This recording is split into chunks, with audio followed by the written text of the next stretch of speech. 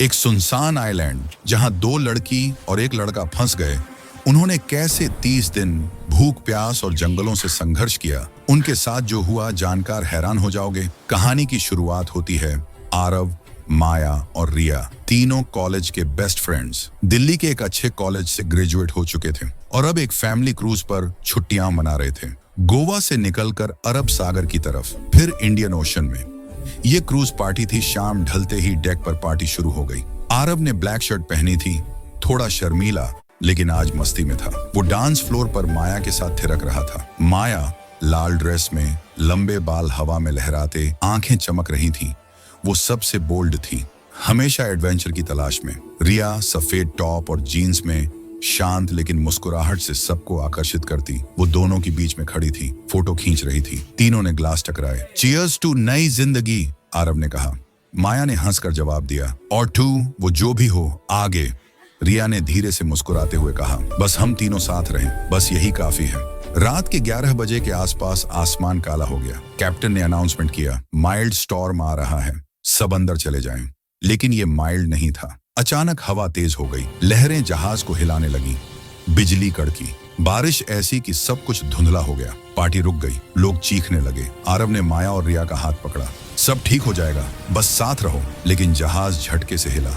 एक बड़ी लहर आई, इतनी ऊंची कि जहाज का एक हिस्सा टूट गया।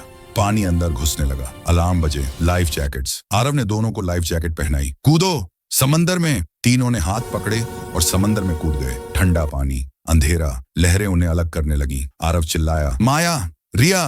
फिर सब कुछ काला हो गया। सुबह हुई, सूरज की पहली किरणें। आरव की आंख खुली, वो सफेद रेत पर पड़ा था, शरीर दर्द से चूर। पास में माया और रिया भी बेहोश पड़ी थी। कोई जहाज नहीं, कोई मदद नहीं, सिर्फ ये छोटा अनजाना ट्रॉपिकल द्वीप, हरे पाम ट्री, नीला समंदर और अनंत सन्नाटा। आरव ने उठकर दोनों को जगाया। हम जिंदा हैं, उसकी आवाज कांप रही थी। माया ने आंखें मलते हुए कहा, ये सपना नहीं है ना?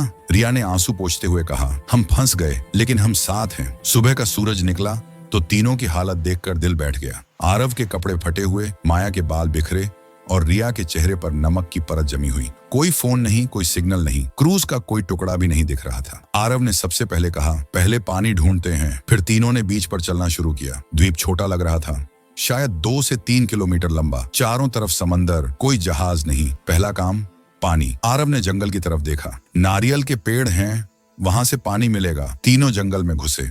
पहले तो सब ठीक था, हरी भरी पत्तियां, पक्षियों की आवाजें। लेकिन जैसे जैसे अंदर गए, जंगल घना हो गया। कीड़े, मच्छर और गर्मी। आरव ने एक बड़ा नारियल तोड़ा, चाकू जैसी तेज पत्थर से छेद किया। तीनों ने बारी बारी पिया। माया ने कहा, ये स्वाद जैसे अमृत हो। लेकिन फिर पहला सचमुचा खतरा आया। रिया ने एक पेड़ के नीचे कुछ देखा, एक बड़ा सा केकड़ा, लेकिन उसके साथ एक छोटा सा जहरीला सांप। सांप रिया की तरफ बढ़ा। रिया डर से चीखी और पीछे हटी। आरव ने झटके से एक लकड़ी उठाई और सांप को दूर भगाया। माया ने रिया को पकड़ लिया। बस चला गया। रिया कांप रही थी। आरव ने उसका कंधा थपथपाया, हम साथ हैं, कोई कुछ नहीं कर सकता। शाम तक उन्होंने एक छोटा सा शेल्टर बनाया, पाम की पत्तियों से छत और नीचे रेत पर लेटने की जगह। रात हुई, ठंड लगने लगी। तीनों पास पास बैठे। माया ने कहा, पहली रात डर तो लग रहा है, लेकिन तुम दोनों हो तो ठीक लगता है। रिया ने धीरे से कहा, मुझे लगता है हम यहाँ से निकल ही जाएंगे। दिन 6। अब भूख असली दुश्मन बन चुकी थी। नारियल का पानी तो मिल रहा था, लेकिन पेट भरने के लिए कुछ ठोस चाहिए था। आरव ने फैसला किया, आज मछली पकड़नी है। सुबह सुबह तीनों बीच पर गए। आरव ने एक लंबी पतली लकड़ी को तेज करके स्पीयर जैसा बना लिया। माया ने कहा, तुम्हें मछली पकड़ना आता है क्या? आरव ने मुस्कुराकर जवाब दिया, आज ट्राई करते हैं। पानी में घुटनों तक उतरे। पारदर्शी नीले पानी में छोटी छोटी मछलियां तैर रही थीं। आरव ने स्पीयर से कई बार वार किया। पहली बार फिसल गया, दूसरी बार भी, तीसरी बार एक छोटी सी मछली फंस गई। माया चिल्लाई, हाँ मिल गई। रिया ने ताली बजाई। तीनों ने मिलकर आग जलाई। आरव ने सूखी लकड़ियों से और धूप में चश्मे के लेंस से फोकस करके आग लगाई। मछली को भूनकर खाया। स्वाद नमक बिना, लेकिन उस वक्त वो सबसे स्वादिष्ट चीज लग रही थी। दोपहर को थकान हुई। तीनों शेल्टर के नीचे लेट गए। चुप्पी छा गई। तभी रिया ने धीरे से कहा, मुझे घर याद आ रहा है। आरव ने उसका हाथ पकड़ा। सब ठीक हो जाएगा, वो हमें ढूंढ रहे होंगे। माया ने भी पास आकर रिया के कंधे पर सिर रख दिया। हम तीनों यहाँ हैं, ये हमारा घर है अभी, और हम एक दूसरे के साथ हैं। पहली बार तीनों ने अपनी डरावनी बातें शेयर की। आरव ने बताया कि वो बचपन में बहुत अकेला महसूस करता था। माया ने कहा कि वो हमेशा स्ट्रांग दिखती है लेकिन अंदर से डरती है। रिया ने कबूल किया। उस शाम सूरज ढलते वक्त तीनों बीच पर बैठे, हल्की हवा, लहरों की आवाज, उनके ऊपर से एक हवाई जहाज जाता है। वो तीनों जोर से आवाज लगाते हैं लेकिन पायलट उनको देख नहीं पाता। दिन 14, सब कुछ ठीक चल रहा था। खाना मिल रहा था, शेल्टर मजबूत हो गया था और तीनों एक दूसरे के साथ सहज हो चुके थे। लेकिन अमेज़न की तरह यहाँ भी मौसम कभी नहीं बताता कि कब क्या होगा। दोपहर के बाद आसमान अचानक काला हो गया, हवा तेज हो गई, लहरें बीच पर चढ़ने लगी। आरव ने देखा और तुरंत चिल्लाया, तूफान आ रहा है, जल्दी सामान उठाओ, गुफा की तरफ चलो। माया ने नारियल, स्पीयर और कुछ फल उठाए।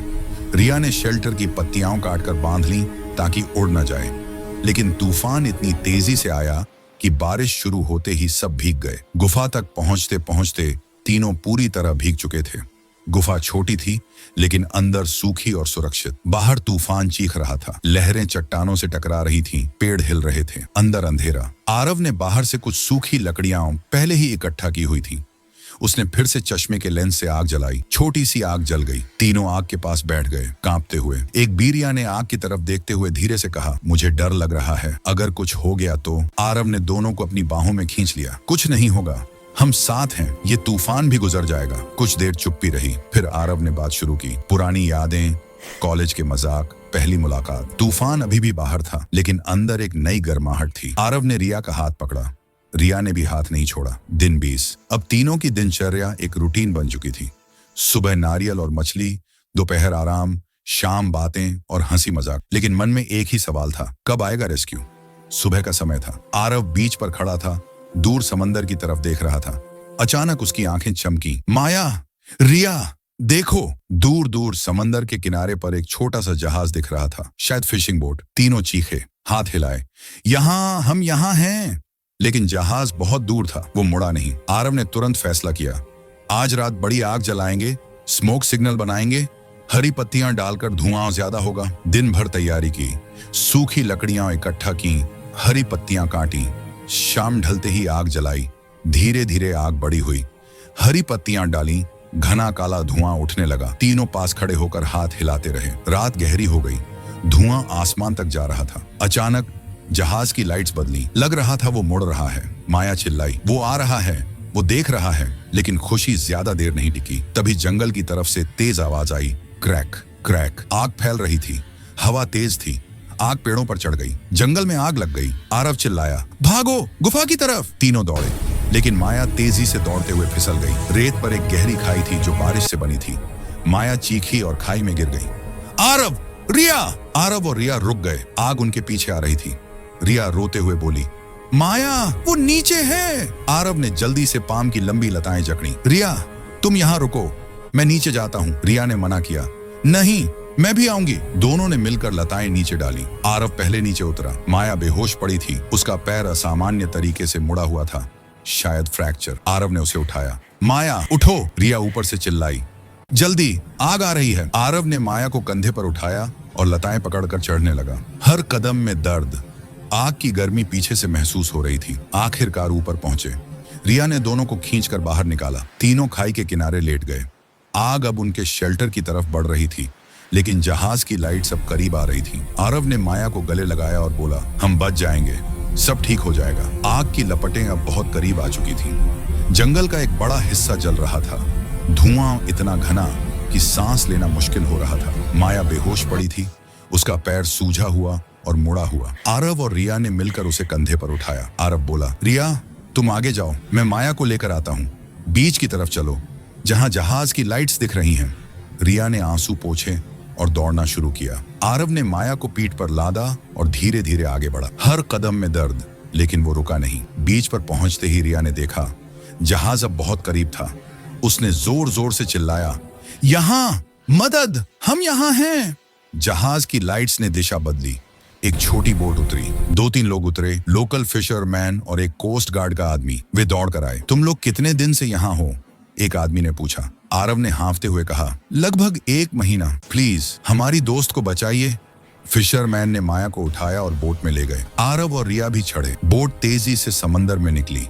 पीछे द्वीप जल रहा था। वो बोट पर माया को पानी पिलाया गया। वो धीरे धीरे होश में आई। उसने आरव और रिया को देखा और फुसफुसाई, तुमने मुझे बचाया। आरव ने उसका हाथ पकड़ा। हम तीनों ने एक दूसरे को बचाया। कुछ घंटों बाद वे एक छोटे से द्वीप के हॉस्पिटल में पहुंचे। डॉक्टरों ने माया का इलाज शुरू किया। पैर में फ्रैक्चर था, लेकिन समय पर इलाज मिल गया। आरव और रिया को भी चेकअप हुआ। डिहाइड्रेशन, छोटे मोटे घाव, लेकिन सब ठीक। ये कहानी दोस्तों कैसी लगी कमेंट में जरूर बताना और वीडियो को लाइक करके चैनल को सब्सक्राइब जरूर करना।